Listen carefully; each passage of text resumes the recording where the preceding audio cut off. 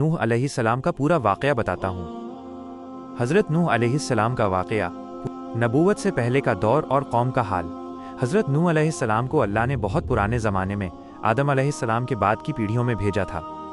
उस वक्त के लोग अल्लाह को भूलकर शिर्क, अल्लाह के साथ दूसरों को शरीक करना और मूर्ति पूजा में मुब्तला हो चुके थे। वे अपनी बनाई हुई मूर्तियों की इबादत करते थे, जिनमें वद, सुवा, यगूश, यऊक और नस्र जैसी मूर्तियां मशहूर थीं। ये दरअसल नेक लोगों के नाम थे, जिन्हें उनकी मौत के बाद शैतान के बहकावे में आकर पूजना शुरू कर दिया गया था। दावत और सब्र। अल्लाह ने हज़रत नूह अलैहिस्सलाम को अपनी कौम की हिदायत के लिए भेजा। उन्होंने अपनी कौम को अल्लाह की इबादत की दावत दी और शिर्क से मना किया। कुरान के मुताबिक हज़रत नूह ने अपनी कौम को 950 साल तक दावत दी। ये एक लंबा ज़माना था जिसमें उन्होंने रात दिन खुलेआम और छुपकर हर मुमकिन तरीके से लोगों को समझाया। वो उन्हें अल्लाह के अजाब से डराते, उसकी रहमत की खुशखबरी सुनाते और तौहीद, एक अल्लाह पर यकीन की तरफ बुलाते रहे। कौम का इनकार और सरकशी, लेकिन उनकी कौम ने उनकी दावत को ठुकरा दिया। उन्होंने हज़रत नूह अलैहिस्सलाम को पागल, झूठा और जादूगर कहा। उन्होंने कहा कि नूह तो उन्हीं जैसा इंसान है और उनके साथ जो गरीब और कमज़ोर लोग ईमान लाए हैं वे उनकी नज़र में कमतर हैं। वे उनके मजाक उड़ाते और उन्हें धमकियां देते थे। जब नूह उन्हें समझाते तो वे अपने कानों में उंगलियां डाल लेते, अपने कपड़ों से मुंह छुपा लेते ताकि नूह की बात न सुन सकें। वे अपनी मूर्तियों की इबादत पर अड़े रहे और नूह अलैहिस्सलाम को हर तरह से सताते रहे। अल्लाह से दुआ और फैसला।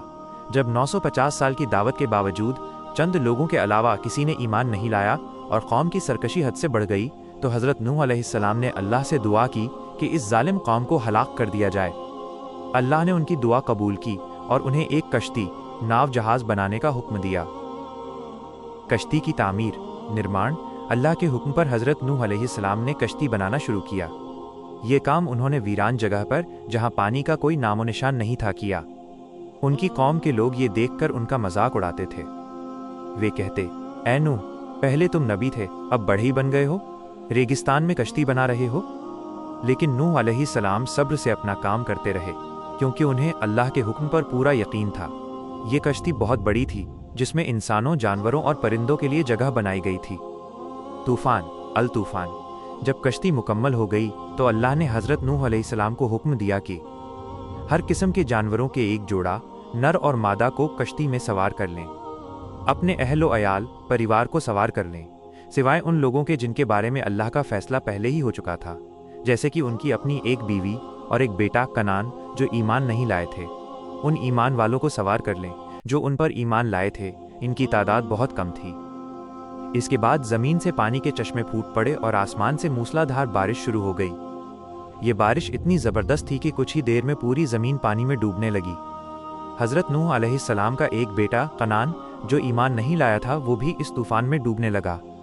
नूह अलैहिस्सलाम ने उसे पुकारा, मेरे बेटे, हमारे साथ सवार हो जाओ। लेकिन उसने इनकार कर दिया और एक पहाड़ पर चढ़ने की कोशिश करने लगा।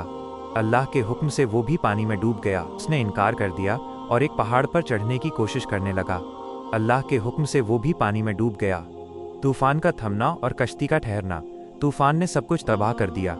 पूरी ज़मीन पानी में डूब गई और शिर्क करने वाली कौम हलाक हो गई। जब अल्लाह का अजाब पूरा हो गया तो उसने आसमान को हुक्म दिया कि अपना पानी रोक ले और ज़मीन को हुक्म दिया कि अपना पानी पी ले।